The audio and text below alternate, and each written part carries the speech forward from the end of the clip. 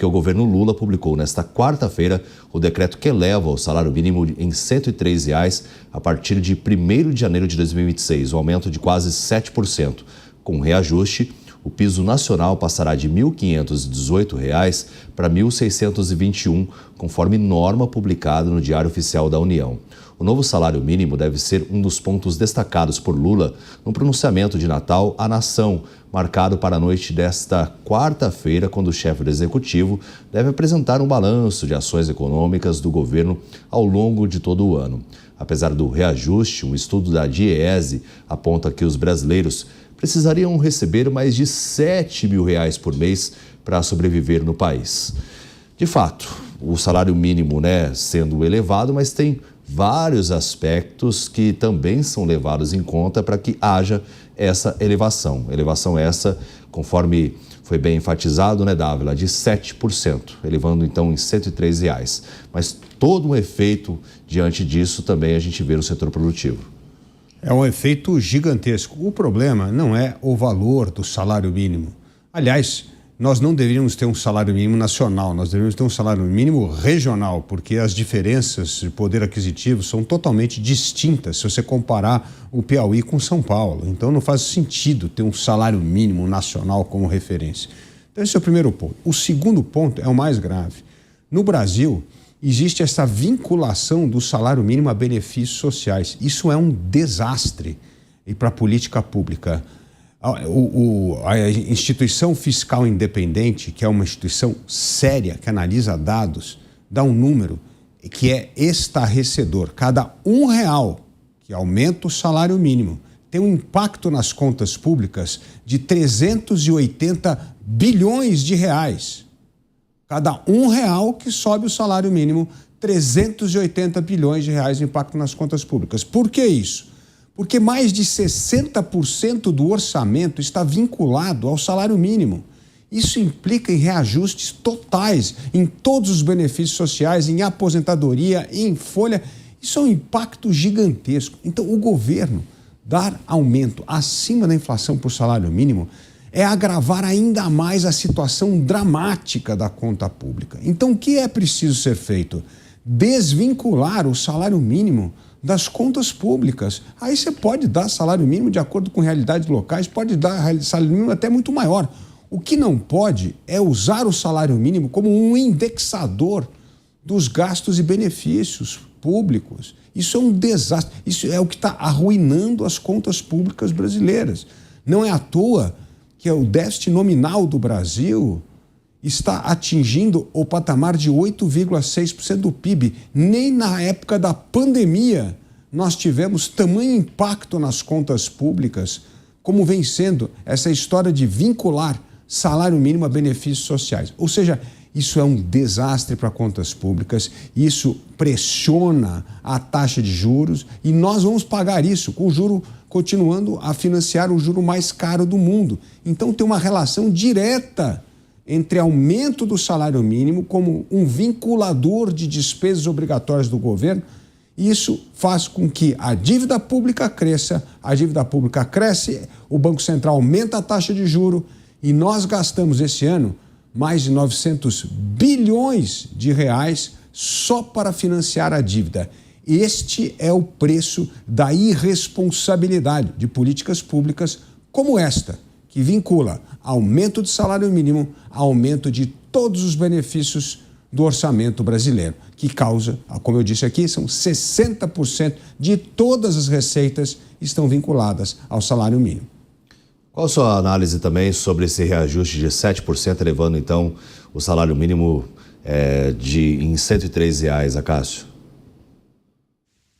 David, não há ninguém em sã consciência que critique o aumento do salário mínimo. Porém, como o Dávila bem disse, há uma série de efeitos para a economia a partir do aumento do salário mínimo, especialmente porque há indexação, há o vínculo de aspectos econômicos a este aumento do salário mínimo. E essa indexação, para além dos aspectos econômicos muito bem mencionados com o Dávila, talvez sejam o grande exemplo do atraso do Brasil em termos de construção de políticas públicas. Nós vinculamos algo que deveria ser do mercado privado, deveria ser uma decorrência da atuação do mercado privado a uma questão pública.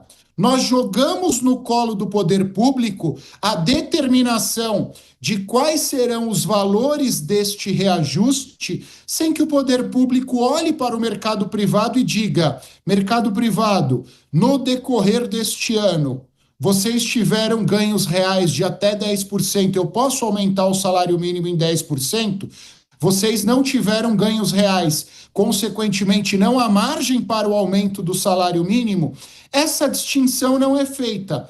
E aí, o salário mínimo, como diversas outras políticas públicas, fica, aliás, no caso do salário mínimo, sujeito ao puro populismo. E populismo e economia, a história está cheia de exemplos que esse casamento não funciona. Então, terminando a minha ponderação, eu acho que vale reiterar: ninguém é contra aumento de salário, mas é necessário que isso parta a partir de uma solidez econômica do mercado privado e não por um simples capricho do poder público. Você citou o populismo, inclusive o anúncio está previsto para que seja anunciada essa medida, o Diego Tavares. É mais um presente de Natal do governo para o povo brasileiro. O aumento do salário mínimo, David Tarso, me lembra um slogan muito antigo que era utilizado para um veículo aqui de produção nacional. Dizia: compacto para quem vê, gigante para quem anda. O salário mínimo é um pouco disso, né? Muito pouco para quem recebe e, diante do peso estatal sobre o setor produtivo, acaba sendo muito caro para quem paga. Acho que muito bem por isso a grande maioria dos CNPJs brasileiros sequer consegue ter um funcionário contratado. Então, é aquela história: vamos garantir direitos, vamos aqui aumentar a cartilha de direitos para os trabalhadores. E, às vezes, a vultuosidade desses direitos acaba prejudicando, inclusive, o próprio vínculo formal. O que nós temos de experiência no mundo, e deixando aqui também anotado, ratificando as palavras do Acácio, não é uma crítica ao aumento do salário mínimo. O salário deveria ser aumentado muito mais, mas, em última análise, quando você tem um ambiente no país onde o setor privado, onde o setor produtivo consegue prosperar, o salário mínimo se torna desnecessário. Na Finlândia, Noruega, Dinamarca, em grandes economias, nós não temos salário mínimo. Agora, aonde você tem salário mínimo? Serra Leoa, você tem salário mínimo em Mianmar, você tem salário mínimo na Nigéria, você tem salário mínimo em países onde, infelizmente, o peso estatal faz com que o setor produtivo tenha as suas dificuldades. E aí, de fato, é necessário estabelecer um piso de regras. O governo precisa entender que quanto mais liberdade o setor produtivo tiver e quanto menos impostos o setor produtivo tiver que pagar, maior vai ser a prosperidade no país. E aí, o salário mínimo pode realmente, de forma equivocada, como bem disseram os meus colegas aqui, servir só como um indexador. Não vai precisar ser aquela faca no pescoço do empregador a respeito de um piso a ser pago, porque o empregador terá condições de pagar salários muito maiores. Agora, pagar um salário mínimo de R$ 1.600 para um funcionário e esse salário custar para o empregador mais de R$ 3.000 no seu balanço no final do mês, isso realmente complica muito a situação econômica do Brasil. Exatamente. Bom, uma parte da rede Jovem Pan de rádio fica por aqui, os Pingos dos Is. Muito obrigado pela sua companhia e um Feliz Natal a todos vocês.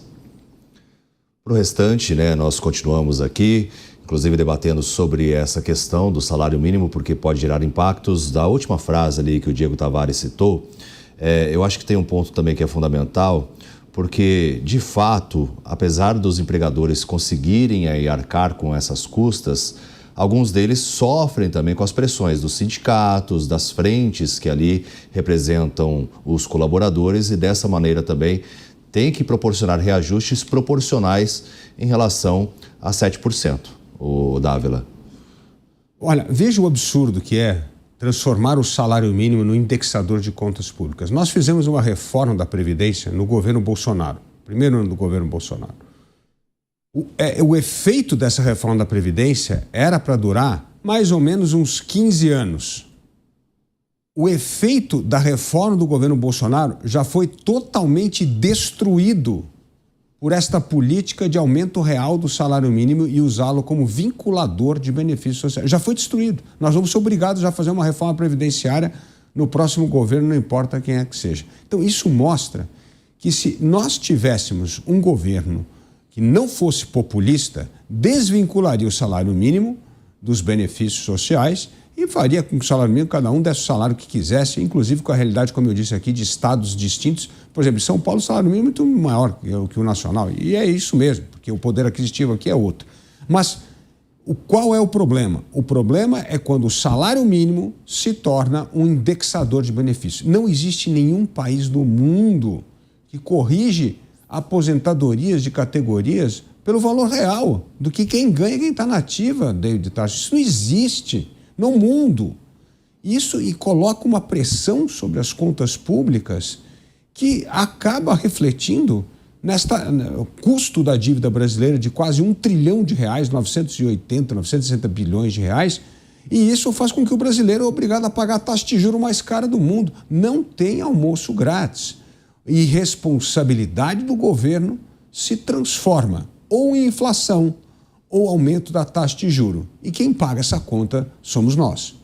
É claro, né, que muitos brasileiros comemoram, até o estudo do Diese mostra isso, que os brasileiros deveriam receber pelo menos R$7 mil por mês, mas o Dávila, o Acácio e o Diego Tavares bem enfatizaram de quais são os efeitos ao longo do período para que esse reajuste seja feito e possa contemplar as populações, porque o Dávila acho que citou num ponto que é fundamental também, sobre o salário mínimo ele ser regional, porque cada cidade, cada município tem a sua peculiaridade, tem a sua inflação própria, tem o seu custo de vida também. Como, por exemplo, aqui na cidade de São Paulo, o custo de vida ele é mais elevado do que quem mora no interior, numa cidade, por exemplo, do norte ou de outras regiões do país, onde o custo de vida é um dos mais altos. Então, essas características também deveriam ser respeitadas para que a gente pudesse ver, então, uma evolução de todo o país, mas de forma regional.